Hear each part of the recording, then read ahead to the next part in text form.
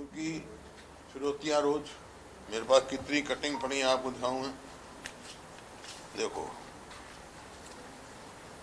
ये तो आज का ही है, ये तो जीन में सरपंच की लाइसेंस पिस्टल छीन उसी को गोली मारी, ये तो जीन में आज आज का कल हुआ है। ये सारी कटिंग देखो, जज्जर में शराब सप्लाई की राशन जिसमें युवक को 5 गोलियां मार दी।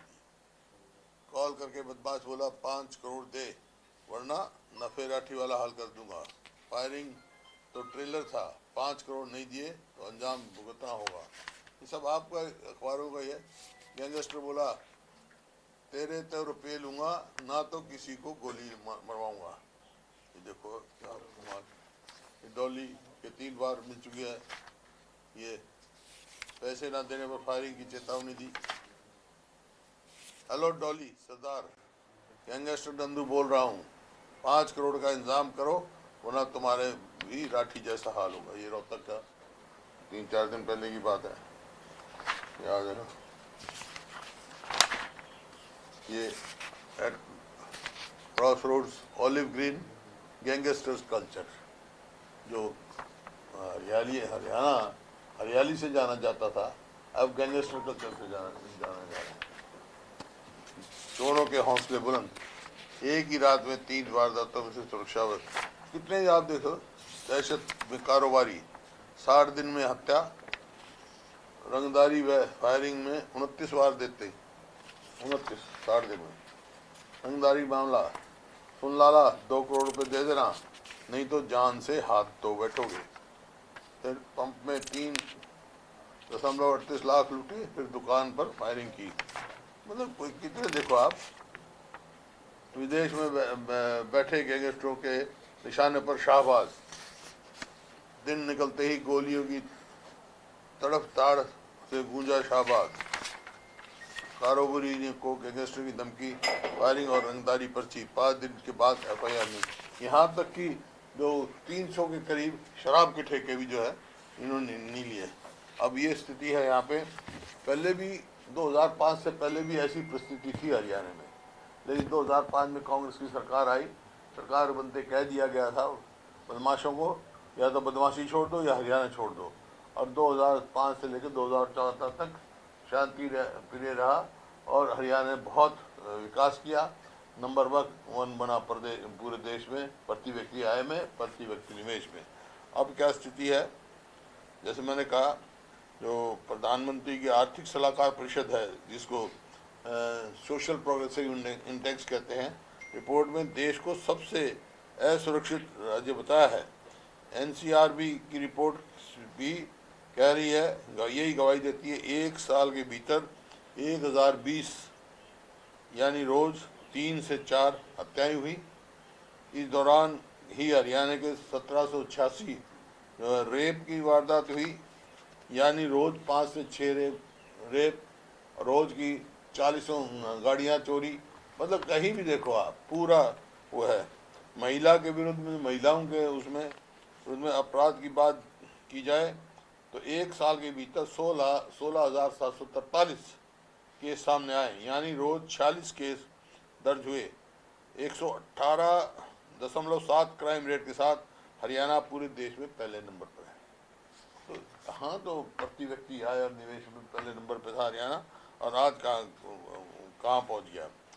फिरौती, धमकी और बदमाशों का इतना खौफ है कि इस बार शराब के आधे ठेकों को लिए तो ठेकेदार ने बोली तक नहीं लगाई। सरकार ने 21 जिलों के 300 ठेके थे, मैंने बताया, वहाँ बोली नहीं हुई। वो डेट निकालते बोली नहीं होती। ये परिस्थिति है। तो आज लोगों की सुरक्षा की जिम्मेवारी सरकार की होती है। तो ऐसा प्रतीत होता है हरियाणा में सरकार नाम की चीज़ ही नहीं है। बदमाश और ये जो है वही चला रहे हैं सब कुछ, वही सरकार, वही हरियाणा चला रहे हैं। उनकी मर्जी से, जब मर्जी से धमकी ले लो, जब मर्जी से फिरौती ले लो, जब मर्जी किसका कत्ल कर दो, कोई सुनवाई नहीं, कोई बात नहीं। तो ये परिस्थिति है आज आपका। क्या मांग क्या कर रहे हैं आप इस पर? मांग कर रहा हूँ कानून में तो दुरुस्त की जाए और बदमाशों से हरियाणा का पीछा छुड़ाया जाए, जैसे 2005 और 14 में छुट गया था। सर, मानसून सत्र विधानसभा का शुरू होगा तो कांग्रेस ये मुद्दा उठाएगी विधानसभा में? हाँ, उठाएगी यार भाई, उठाती है। कानून व्यवस्था का नंबर 1 मुद्दा होता, उठाएंगे। अभय सिंह चौटाला की आप बात कर रहे थे कि 2005 से पहले ऐसा क्राइम हुआ करता था। अब अभय चौटाला को भी धमकी आई है, आपने हालांकि जिक्र करा है, उसको लेकर क्या कहेंगे? उनको भी धमकी आई है, कल ही मैंने पढ़ा। तो ये दर्शाता है कि इतनी कानून व्यवस्था लच्चर हो गई है हरियाणा में। सर दूसरा विषय ईडी की छापेमारी और उससे जुड़ा हुआ है, जिसमें लगातार हम देख रहे हैं भूपेश बघेल के यहाँ पर भी छापेमारी हुई है, इसके अलावा रॉबर्ट वाड्रा पर चार्जशीट हुई है। इस मामले पर आप क्या कहेंगे? मेरे यहाँ भी हुई थी पहले छापेमारी, जो चार्जशीट नहीं हुई, प्री समनिंग नोटिस गया है, प्री समनिंग नोटिस गया है, जो मैंने अखबार में पढ़ा। और वो मसला बहुत दिनों से पड़ा है।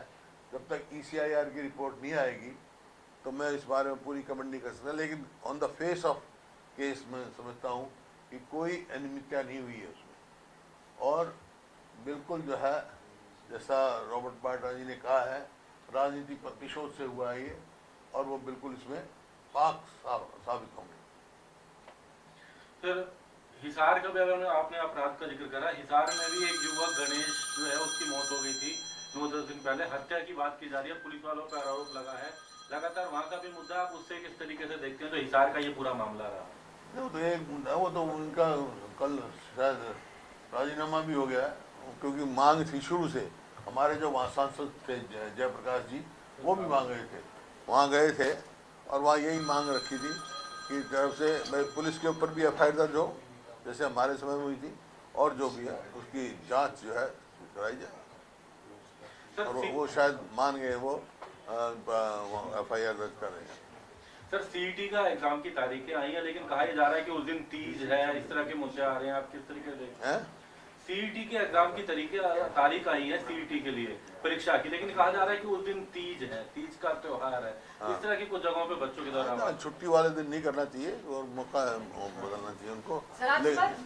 राहुल गांधी जी की भी तरफ से कहा गया है कि ईडी एक विच हंट कर रही है रॉबर्ट वाड्रा के अगेंस्ट, और अब हम ये भी देख रहे हैं कि भूपेश बघेल जी के सन को भी ईडी ने अरेस्ट कर लिया है। तो आप ये डेवलपमेंट कैसे देखते हैं? उनके बेटे को भी अरेस्ट किया गया है ईडी के द्वारा, तो आप ये डेवलपमेंट कैसे देखते हैं? मैं तो खुद भुगत रहा हूँ ईडी के कई मुकदमे, जिन निराधार जो कह चुके हैं, रॉबर्ट जी भी कह चुके हैं, राहुल जी भी कह चुके हैं, ये राजनीतिक प्रतिशोध से। सर एक फरीदाबाद का आनंदपुर गांव का मामला भी है, वहां पर भी जो तोड़फोड़ की कार्रवाई की जा रही है, वहां के लोग कह रहे हैं कि सरकार की तरफ से सही कदम सुप्रीम कोर्ट में नहीं रखा गया, इसलिए इस तरह की कार्रवाई हो रही है। ठीक बात कह रहे हैं वो गांव सैकड़ों साल पुराना है, समझे ना? कहाँ जाएंगे गाँव वाले? सरकार अगर सही तथ्य रखती तो शायद ये नहीं होती। अभी मुख्यमंत्री ने कहा है कमेटी बनाएंगे, फिर से सरकार तथ्य रखने के प्रयास करेगी, उसी पहले ही रखना चाहिए था। ठीक है सर, थैंक यू सर। तो बंद कर दो भाई, थोड़ा